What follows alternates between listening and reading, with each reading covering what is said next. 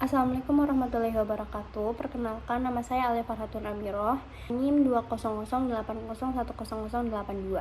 Saya salah satu mahasiswi dari Fakultas Farmasi Universitas Muhammadiyah Purwokerto, di mana saya membuat video ini dengan bertujuan untuk memberikan ilmu kepada teman-teman semua tentang salah satu mata kuliah yang ada di Fakultas Farmasi kami. Mata kuliahnya itu adalah formulasi dan teknologi sediaan steril. Salah satu yang ada di dalam FTS steril itu kita membuat semua sediaan steril, dari infus, salep mata, tetes mata, sediaan injeksi, yang kita suntikan lah bahasa umumnya gitu. Di sini saya akan memberikan tema tentang sterilisasi dan metode sterilisasi.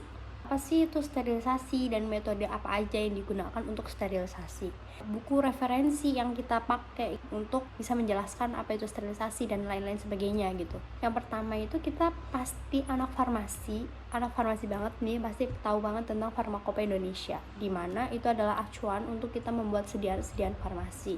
Ketentuan-ketentuannya dan lain-lain sebagainya itu lengkap di situ. Kemudian ada buku tentang mikrobiologi umum, tentang bab sterilisasi dan desinfeksi, karena itu akan berkaitan. Apa sih itu definisi sterilisasi sendiri?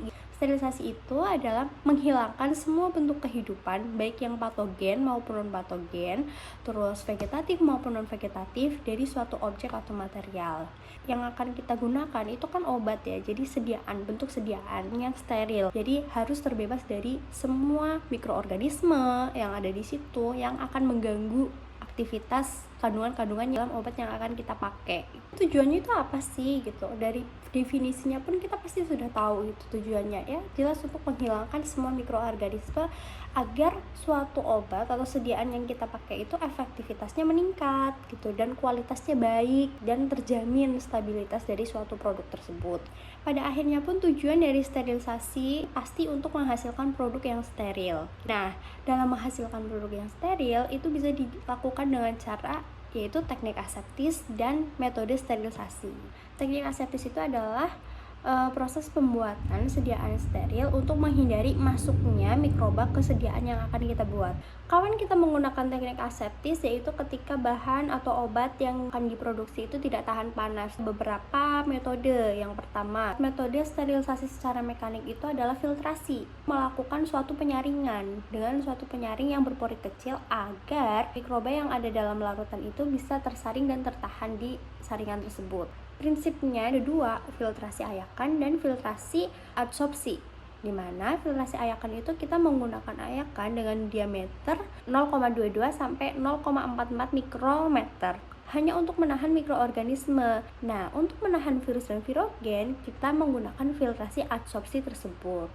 Pada metode sterilisasi kimiawi, yaitu tadi menggunakan gas formaldehid dan gas ETO, yang harus diperhatikan itu adalah suhunya dan konsentrasi dari gas tersebut, karena konsentrasi juga mempengaruhi seberapa lama metode sterilisasi ini dilakukan. Prinsipnya itu, dari gas-gas tersebut itu kan mengalami reaksi adisi gas senyawa tersebut pada gugus tertentu, yaitu gugus NH2, SH, dan COOH dari asam aminonya mikroba. Nah, akibatnya mikroorganisme tersebut itu mati karena asam amino mereka tidak berfungsi.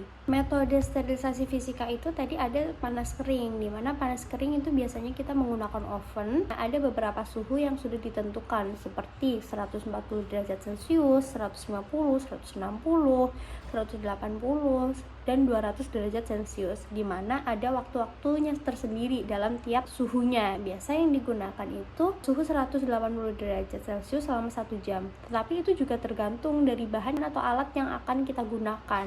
Panas basah biasanya itu menggunakan autoclave.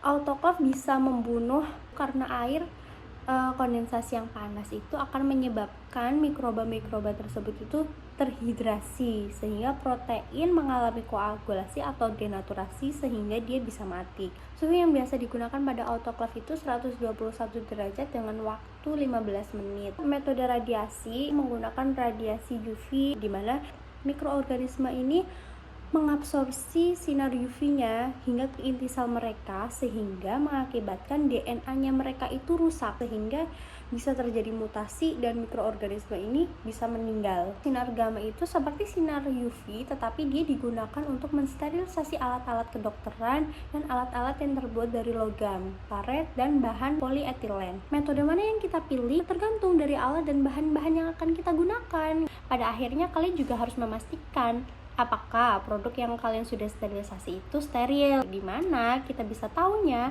yaitu kita harus mengetahui indikator-indikatornya. Salah satu contoh indikator kimia itu terdapat perubahan warna atau perubahan bentuk dari sediaannya. Indikator biologi itu biasanya tersedia untuk sterilisasi uap, panas kering, dan gas etilen oksida. Semoga teman-teman semua sudah mendapat ilmu baru dan paham tentang apa yang sudah aku sharingkan teman-teman semua. Terima kasih. Wassalamualaikum warahmatullahi wabarakatuh.